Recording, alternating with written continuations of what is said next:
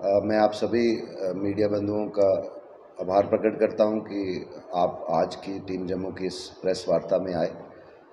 मित्रों, आज का जो प्रेस कॉन्फ्रेंस का विषय है बड़ा एक इम्पॉर्टेंट विषय है और मैं आपके माध्यम से एलजी प्रशासन और जितने भी लोग सियासी तौर पर भी जम्मू कश्मीर में राजनीति कर रहे हैं उनका ध्यान भी इस ओर आकर्षित करना चाहता हूं कि एक तरफ हम बात करते हैं कि जम्मू कश्मीर में एक नई उमंग है और जम्मू कश्मीर में डेवलपमेंट की बात करें, तरक्की की बात करें तो केंद्र शासित जम्मू कश्मीर में केंद्र की तरफ से करोड़ों रुपए के डेवलपमेंट फंड्स आ रहे हैं। लेकिन उसका तो हम वेलकम करेंगे, लेकिन उसके साथ जो वो डेवलपमेंट फंड्स हैं वो कहीं ना कहीं अगर हम ग्रास रूट पे जाए, यानी कि अगर हम रूरल बेल्ट्स में जाएं, कंडी बेल्ट्स में जाएं, हिली बेल्ट्स में जाएं, तो वो पैसा उस तरीके से प्रॉपर वहाँ पर डेवलपमेंट में नहीं लग रहा है और रादर मैं ये कहूँगा कि वो लैप्स होता जा रहा है। और उसका मुख्य कारण एक ये भी है कि जो प्रोसीजर ऑफ कॉन्ट्रैक्ट सिस्टम है, जब ये किसी भी डेवलपमेंट के काम के लिए, चाहे वो किसी बिल्डिंग का निर्माण है, चाहे वो किसी सड़क की परियोजना है, किसी किस्म का भी डेवलपमेंट की अगर हम बात करें, तो जब वो टेंडर्स निकालते हैं तो हमने काफ़ी जगह पर देखा कि वो टेंडर्स के बाद वो टेंडर्स लैप्स हो जाते हैं। क्या कारण है ये सरकार जाने या कंसर्न जो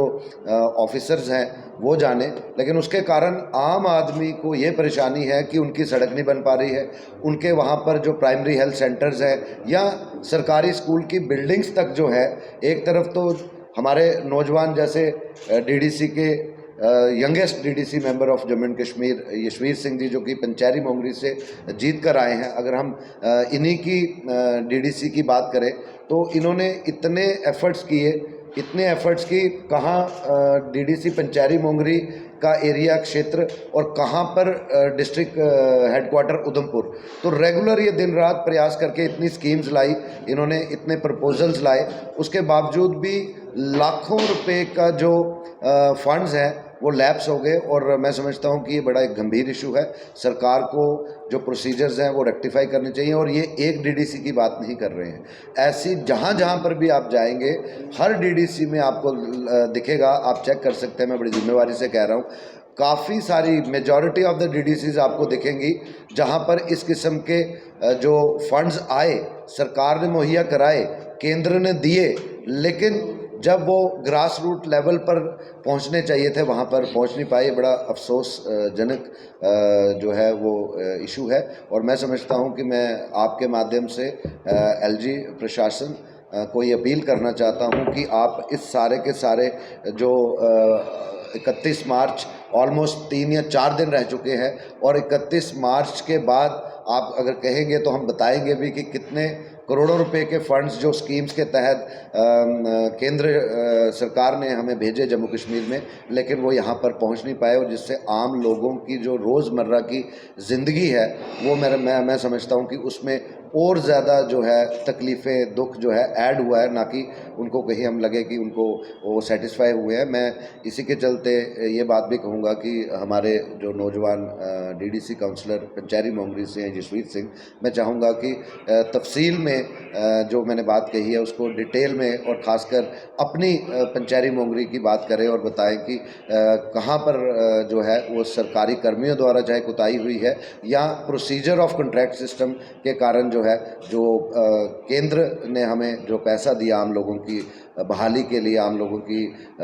तरक्की के लिए, वो कैसे लैप्स हो गए। जिसमें देखिए, आप सब मीडिया के साथियों के माध्यम से मैं सीधी जो अपील करूंगा वो जम्मू कश्मीर के उपराज्यपाल महोदय से करना चाहता हूं। जम्मू कश्मीर में पिछले कुछ समय से पॉलिसी मेकिंग को लेकर सीरियस इश्यूज चल रहे हैं और जहाँ तक मैं अगर सादे शब्दों में कहूँ तो जितना भी नीति निर्माण का काम है, जितनी भी पॉलिसी मेकिंग है, वो कहीं ना कहीं इसमें बहुत सारे फ्लॉज हैं जिनको दूर करने की ज़रूरत है। और उसका सबसे बड़ा उदाहरण ये है कि जो करोड़ों रुपए हमें गवर्नमेंट की ओर से अलॉट किए गए थे, खास करके अगर मैं पंचायती राज इंस्टीट्यूशन की बात करूँ, जो वित्त वर्ष 2021-22 के लिए अलॉट किए गए थे, उसका एक बड़ा हिस्सा इस साल जो है वो यूटिलाइज नहीं हो सका।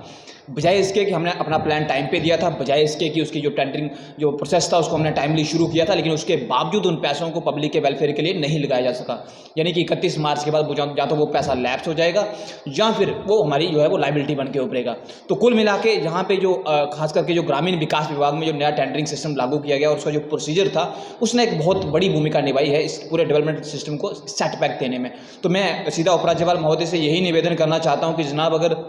यही चीज़ कंटिन्यू रही और आज जब हम मीडिया के साथियों के माध्यम से ये आवाज़ उठा रहे हैं तो फिलहाल तक तो यही लगता है कि अगले साल की कंडीशन इससे भी और ज़्यादा ख़राब होने वाली है, क्योंकि फिलहाल गवर्नमेंट की तरफ से ऐसा कोई इनिशिएटिव नहीं लिया गया जो ये बताता हो कि अभी जो है वो सिचुएशन सुधरने वाली है। तो ये जितना पैसा लैप्स हुआ है मुझे लगता है कि गवर्नमेंट को इसकी जिम्मेदारी लेनी चाहिए और अगर हो सके तो जो है वो इसका जो है वो कहीं ना कहीं अगर इसको एड्रेस किया जा सके इस चैलेंज को तो करना चाहिए, क्योंकि जो इस साल के हमारे प्लान्स थे काफ़ी सारे जहाँ तो आधे रह गए, जहाँ फिर शुरू ही नहीं हो पाए, जहाँ फिर उनका पूरा जो है वो पैसा लैप्स हो गया। दूसरा,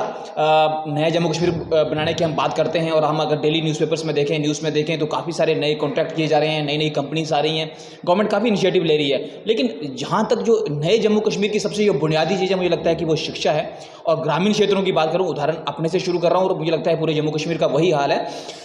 ग्रामीण क्षेत्रों की बात करूँ तो जनाब जो हमारे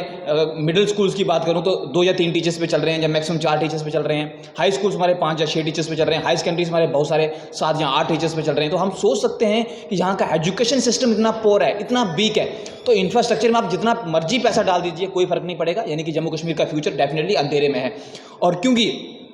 प्रेजेंट सिस्टम में हम ये उम्मीद कर रहे हैं कि जो साइंस पढ़ाता है वो मैथ भी पढ़ाएगा, जो मैथ पढ़ाता है वो इंग्लिश भी पढ़ाएगा, जो इंग्लिश पढ़ाता है वो उर्दू भी पढ़ाएगा। यानी कि एक टीचर जो है वो मल्टीपल सब्जेक्ट्स पढ़ाएगा। और सबसे बड़ा इसका कारण क्या है, इसके लिए जिम्मेदार क्या है, इसके लिए जिम्मेदार कौन है? आप देखेंगे कि लंबे समय से टीचर्स की भर्ती नहीं हुई है। हमारे हज़ारों क्या लाखों युवा, इंटेलिजेंट एक्सीलेंट युवा हमारे दरवाजे के बाहर बैठे हैं, नौकरियों का वेट कर रहे हैं, रोजगार का इंतजार कर रहे हैं, लेकिन at the same time parallelly government जो है वो नई भर्ती नहीं कर रही। ना तो कोई रिक्रूटमेंट पॉलिसी है, ना ही कोई शिक्षकों की नई भर्ती हो रही है। जब तक लार्ज स्केल पे टीचर्स की रिक्रूटमेंट नहीं होती, जम्मू कश्मीर का फ्यूचर अंधेरे में है और जो नए जम्मू कश्मीर का हमारा जो सपना है वो बिल्कुल झूठा है, बिल्कुल कोरा है। हम अच्छी सड़कें बनाएंगे, गवर्नमेंट ने अच्छा पैसा दिया है, हम बनाएंगे, हम अच्छी बिल्डिंग्स बनाएंगे, हम अच्छा इंफ्रास्ट्रक्चर क्रिएट करेंगे, लेकिन अगर एजुकेशन सेक्टर में, हेल्थ सेक्टर में हमने इन्वेस्ट नहीं किया तो मुझे लगता है कि हम पीछे रह जाएंगे। और कुल मिला के जो है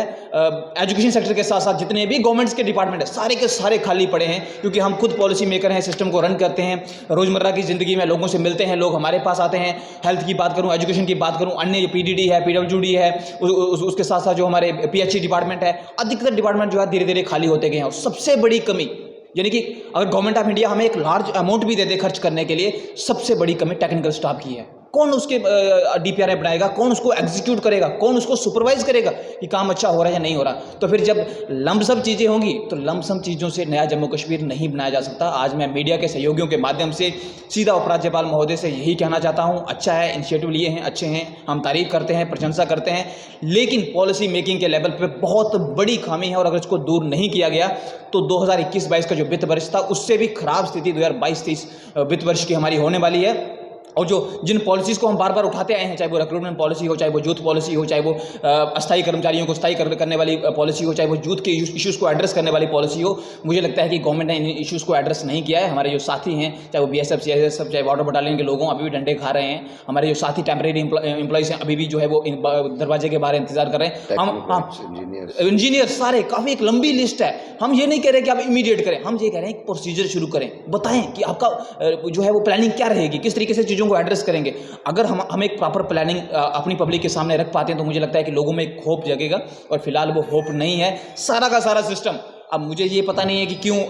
जम्मू और श्रीनगर को समझ नहीं आता या नई दिल्ली को समझ नहीं आता, लेकिन सारा का सारा सिस्टम एक डिप्रेशन के अंडर जो है वो काम कर रहा है और कुल मिला के स्थितियाँ ठीक नहीं हैं। तो मैं दोबारा से आप सब मीडिया कर्मियों के माध्यम से सीधा उपराज्यपाल प्रशासन से यही कहना चाहूँगा, नीचे के लोग अच्छा काम करें, they are trying their best, we का पॉलिसी मेकर हम अच्छा काम कर रहे हैं। जब 40,000 पंच सरपंच ने टाइम पे अपना डीडीसी बीडीसी ने टाइम पे अपना प्लान दिया था, उसके बावजूद मुझे लगता है कि बहुत सारे पंचायतें, बहुत सारे एरियाज, मैं अपने डीडीसी टेरिटोरियल कॉन्स्टिट्यूंसी की बात कर रहा हूँ, 50% से ज़्यादा पैसा या तो हम लैप्स कर रहे हैं या वो लाइबिलिटी में जाएगा। यानी कि कुल मिला के इस साल की डेवलपमेंट में वो पैसा नहीं लग पाया। और जो ये कॉन्ट्रैक्ट सिस्टम है कॉन्ट्रैक्टर्स जिनको हमने हायर किया था वो पहले से वो या तो कईयों ने जीएसटी नंबर्स नहीं लिए, कई जो थे वो डिमोरलाइज हो गए, बाहर हो गए सिस्टम से। अब जब दोबारा से उस कॉन्ट्रैक्ट सिस्टम को उनको रिन्यू करना पड़ेगा, अपने कॉन्ट्रैक्टर जो कॉन्ट्रैक्ट के उनके कार्ड्स हैं, तो मुझे लगता है कि वो जो है और डिमोरलाइज होंगे और इस साल ये संख्या और कम होगी। और जब इम्प्लीमेंटेशन की बात आएगी तो फिर जो है इस साल से स्थिति बहुत खराब होगी। तो उम्मीद करते हैं कि उपराज्यपाल प्रशासन इन बातों को सुनेगा, लेकिन इन चीज़ों को एड्रेस किए बिना